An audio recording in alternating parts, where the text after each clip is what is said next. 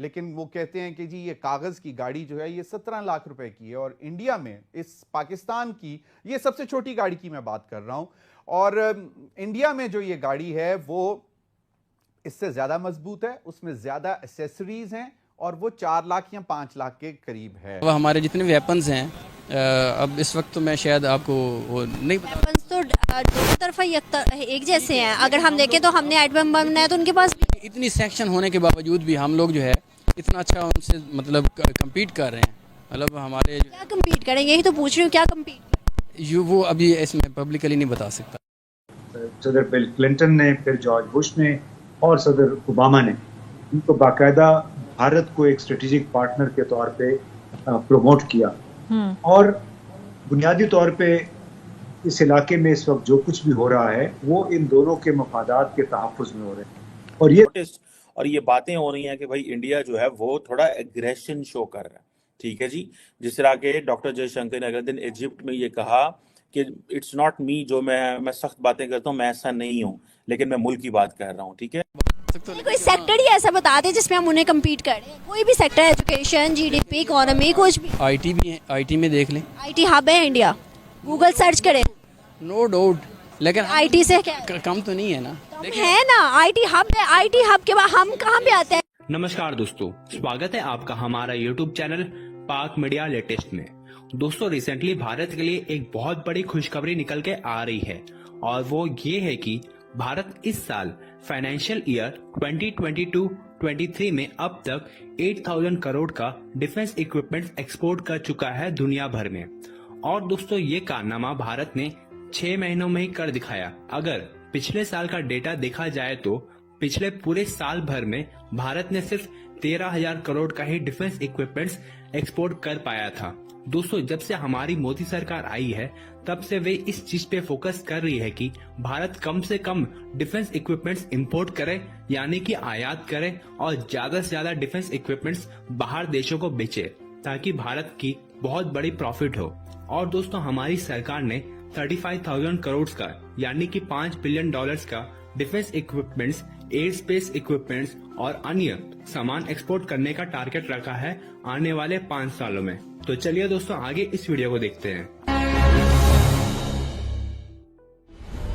भारतीय वायुसेना विश्व की सबसे बड़ी वायुसेना में से एक है। लगातार बदलती तकनीक और भू राजनीतिक परिस्थितियों के बीच देश की रक्षा से जुड़ी व्यवस्थाओं को सदैव सशक्त बनाना और हर परिस्थिति से निपटने के लिए रणनीतिक क्षमताओं का विस्तार करना आवश्यक है। पिछले 8 सालों में माननीय प्रधानमंत्री श्री नरेंद्र मोदी जी के यशस्वी नेतृत्व में देश की रक्षा क्षमता, रक्षा प्रणाली और रक्षा उत्पादन में हुआ है अभूतपूर्व विस्तार। एक अहम पहल के रूप में गुजरात के बनासकांठा में माननीय प्रधानमंत्री जी द्वारा नए और आधुनिक डीसा एयर बेस का शिलान्यास संपन्न हुआ है।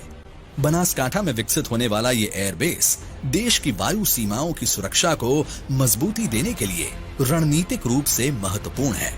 4,519 एकड़ क्षेत्र में बनने वाला डीसा एयरफील्ड अंतर्राष्ट्रीय सीमा से केवल 130 किलोमीटर की दूरी पर स्थित है।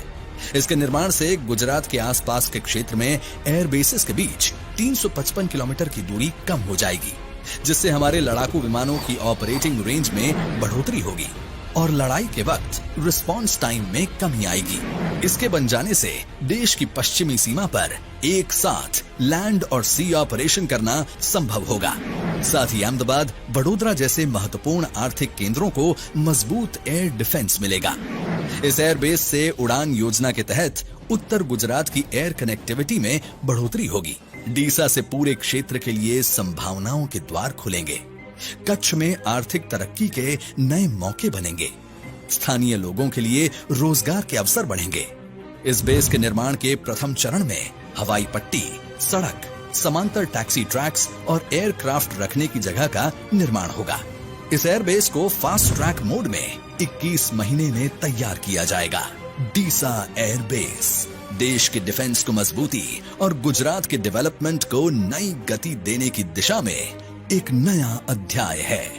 इंडिया की बात करें तो इंडिया ने अपने डिफेंस प्रोडक्ट्स को 75 कंट्रीज के साथ एक्सपोर्ट करके 8,000 करोड़ का बिजनेस किया है ओनली 6 मंथ। इंडिया के लिए बहुत बड़ी अचीवमेंट है, हमें सीखना चाहिए उनसे। ये राइवलरी कुछ भी नहीं होती, ठीक है। वो हमसे बहुत आगे चला चुके हैं। अब हमें भी पता है वो HEC को हमारी गवर्नमेंट ने कितना एक बजट दिया, वो अपने बजट में रह के क्या कितना एक कर लेंगे, ठीक है।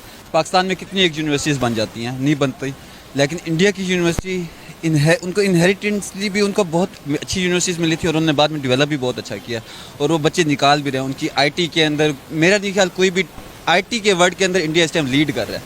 उनकी एक्सपोर्ट्स बनती हैं, उन्होंने मेहनत की है, हम लोगों ने मेहनत की है और हम लोग यही कर रहे हैं जो अब हमारे सियासतदान कर रहे हैं। मुझे लगता है कि 75 ईयर एक लंबा अरसा हमने गवा दिया। आपको लगता है आने वाले 10 सालों में हम लोग इंडिया को कम्पीट कर सकते हैं किसी भी एक सेक्टर में?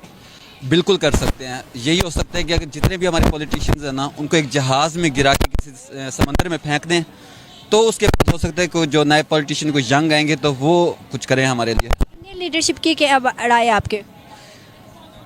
मैं अमेजिंग, यानी कि ना नहीं सामने आता, करप्शन के स्कैंडल्स नहीं हैं उनके, ठीक है।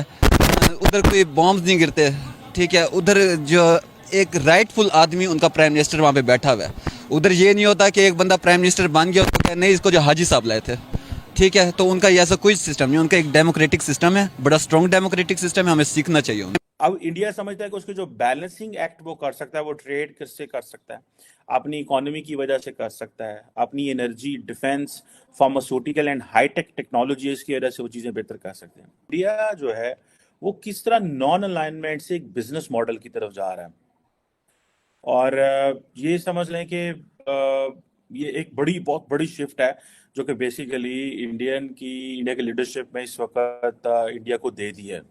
अगर आप इंटरनेशनल सिस्टम या आप ग्लोबल ऑर्डर को देखें जो कि डिटीरियरेट हो रहा है, ठीक है जी, अमेरिकी ताकत जो है उसका डिक्लाइन है, चाइना का राइज है और जो हम सुनते थे कि जी एक लिबरल ऑर्डर हुआ करता था उसकी वैल्यू कम हो रही है।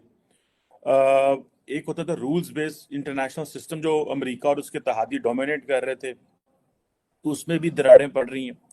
अब आप देखें कि जो फाइनेंशियल क्राइसिस आया और टाइम एंड अगेन 2008 के बाद फाइनेंशियल क्राइसिस, अभी फिर एक फाइनेंशियल क्राइसिस की बात हो रही है। दुनिया में इनइक्वालिटी बढ़ रही है, अमीर ज़्यादा हो रहे हैं और फिर एक चीज़ होती है प्रोटेक्शनिज्म, जिसे हम कह रहे हैं कि जैसे ट्रम्प ने कहा कि हम फलां इकोनॉमिक डील से बाहर रहेंगे, इंडिया कह रहा है जी कि हम फलां डील्स में नहीं